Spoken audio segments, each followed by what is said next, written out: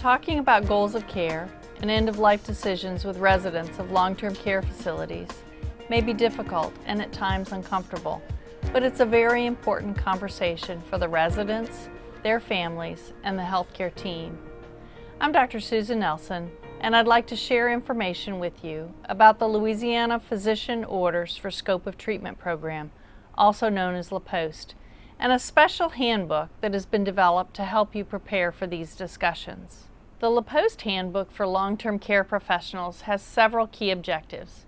It's designed to introduce the LaPOST document, discuss its role and impact in Louisiana, review advance directive documents, explain how to use the LaPOST document and describe the type of resident most appropriate to complete it, and guide discussions about LaPOST with residents in your facility.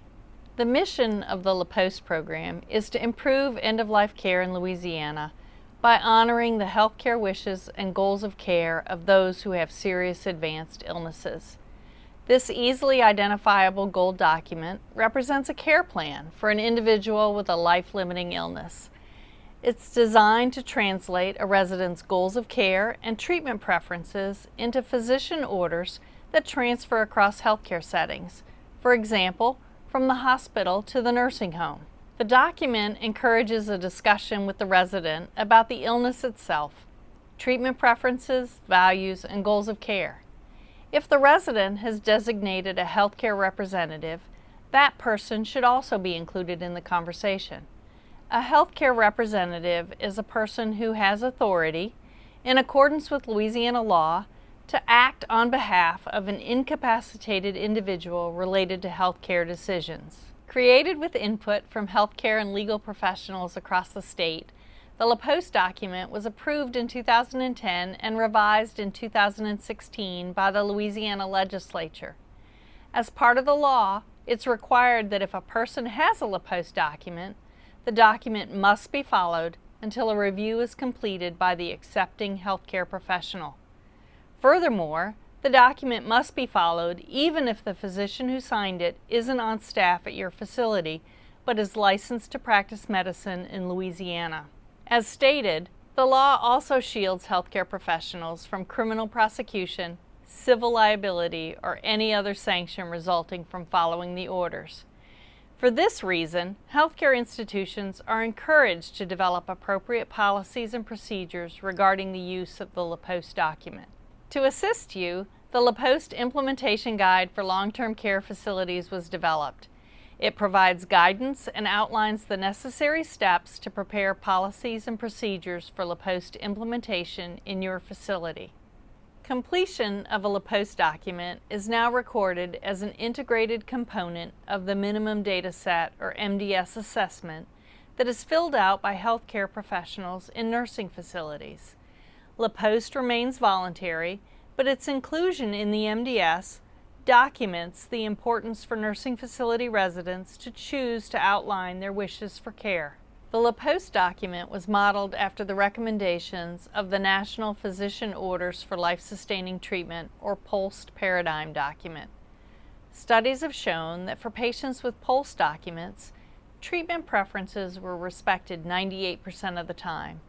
As a result, these patients didn't receive unwanted interventions such as cardiopulmonary resuscitation, intubation, intensive care, or feeding tubes. The existence of a completed POLST document helps to ensure that patients receive the care they want or don't want at the end of their life. You may also wonder how LaPOST works in relation to an advance directive or living will. An advance directive is a legal document that's usually completed in advance of a known illness and outlines the medical treatment a person does or does not want to receive if temporarily or permanently unable to make decisions. It can be completed by any adult, regardless of health status, but it requires interpretation by a physician before it can be implemented and appropriate orders written. The LaPOST document is designed specifically for those with life-limiting and irreversible conditions. It translates end-of-life medical treatment preferences into physician orders that are readily available to other healthcare professionals. The LaPOST document is neither for nor against medical treatment. It complements but does not replace an advance directive. The handbook also notes the importance of speaking with residents as their disease progresses. Because it's a physician order, completion of the LaPOST document begins with a discussion between residents and their physicians. Other members of the healthcare team, like nurses, social workers, or chaplains, may also be involved in the conversation to offer additional information about physical, psychosocial, and spiritual matters. After a resident or the resident's healthcare representative and the physician sign the document, it becomes part of the resident's medical record. A suggested conversation with a resident about LaPOST may sound like this.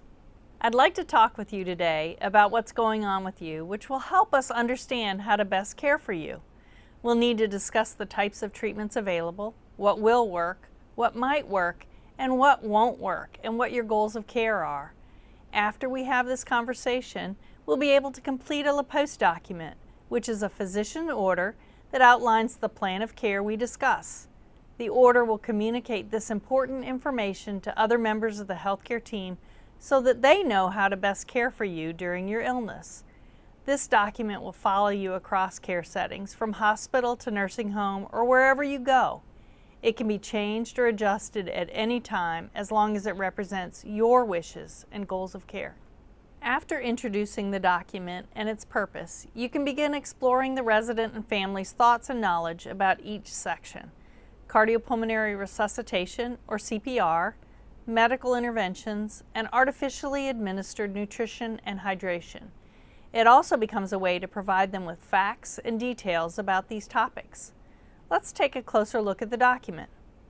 On the front side, you'll see a section at the top for patient identification and for documenting the life-limiting illness as well as goals of care. The first section, A, covers cardiopulmonary resuscitation, or CPR, with two choices: to attempt resuscitation or not to attempt resuscitation when the person is unresponsive, pulseless, and not breathing. It's important to share facts about the realities and results of CPR with residents and family members. Despite what they may believe about CPR from TV or the movies, studies show that the success rate for most of us in a hospital setting would be less than 20%. The success rate for older patients or people with advanced illness is less than 2%. In short, CPR doesn't work very well in the elderly or very ill population. Equally important is discussing the results of CPR if it's partially successful. For example, what if the heart resumes beating but the brain doesn't function? What happens if the person is too weak to breathe on his or her own and requires the assistance of a breathing machine? And what if the person is unable to return to his or her current living situation? Where will the individual be transferred? These are hard but necessary topics to explore with your residents and their caregivers. The next section, B, deals with medical interventions beginning with full treatment. This is the broadest scope of treatment and includes CPR, ventilators, antibiotics, and medications to raise blood pressure, among other things. In short, it may involve treatment that would be performed in the intensive care unit, or ICU. Selective treatment is the second option.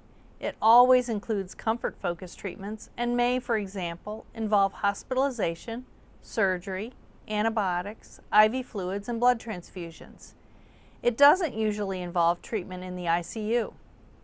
The third option is comfort-focused treatment, maximizing quality of life, whatever that might mean to the resident and family. Comfort treatments are those focused on pain and symptom management with medication or other means. Hospitalization may be involved, but only if comfort cannot be provided in the current setting. The resident receiving any of these three interventions will always be cleaned, turned, positioned, fed, and receive appropriate medication. Additional orders enables you to individualize care plans for residents depending on their particular situation. Explaining these interventions to your residents and what they aim to accomplish is very important because this document is all about them and realistic goals of care. The third section, C, deals with artificial hydration and nutrition. Oral nutrition and fluids must always be offered to residents if medically feasible and tolerated, But artificial nutrition by tube is not provided to residents who refuse the treatment or for whom the treatment is not medically indicated. For example, for residents who are dying or those with life-limiting conditions, artificial nutrition and hydration may be excessively burdensome, may cause physical discomfort, and may provide little or no benefit with regard to prolonging life. If this is the case, treatment is not required. In these situations, clinical judgments must be made between residents or their personal healthcare representatives and the physician so that the appropriate treatment can be ordered. Other options under artificial nutrition by tube include trial periods and long-term support. A trial period may be necessary to determine the course of an illness or to allow residents the opportunity to clarify their goals of care. For other residents, long-term nutrition may be medically indicated and desired. It's necessary to explore these issues with residents and their families and to discuss goals of care along with the burdens and benefits. Specifically, it's the time to talk with them about the differences between the inability to eat, disinterest in eating, and the dying process.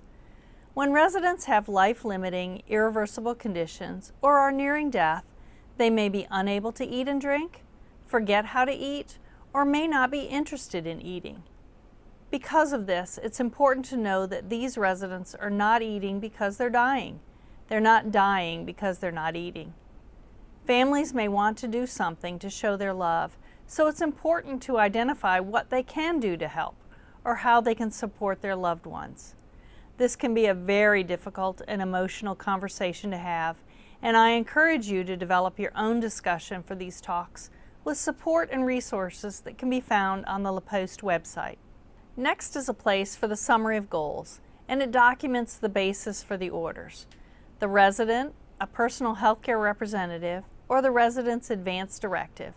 We use personal healthcare representative to mean all the people that are allowed under Louisiana law to make decisions on behalf of a resident. The last section on the first page is for the required signatures of the physician and the resident or the resident's personal healthcare representative.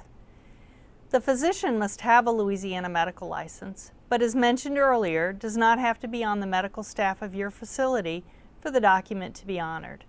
On the second page, there's another demographics line and a list of additional directions for healthcare professionals about completing the document. For example, any section that's not completed implies full treatment. Other key points deal with CPR, artificial hydration and nutrition by tube, comfort treatments, dehydration, revocation of the document, and religious and cultural considerations for end-of-life care. The last section encourages review of the document when transfers are involved or if there's a significant change in the resident's health status. It would be important to review at quarterly care plan conferences. Completion of a new document is recommended if residents want to make a significant change to their goals of care. If this occurs, the old document must be properly voided and retained in the medical record. To void the document, a line must be drawn through sections A through C, and void must be written in large letters along with a physician's signature and the date. It is recommended that the document be printed on gold paper. However, photocopies and faxes are acceptable. In closing, completion of the LaPOST document helps healthcare professionals discuss, develop, and honor medical treatment plans that reflect residents' end-of-life care wishes. I hope this video lesson and the handbook provide you with an overview of the LaPOST document and help you as you implement it within your nursing facility. For additional information and resources, please visit la-post.org. Thank you for watching.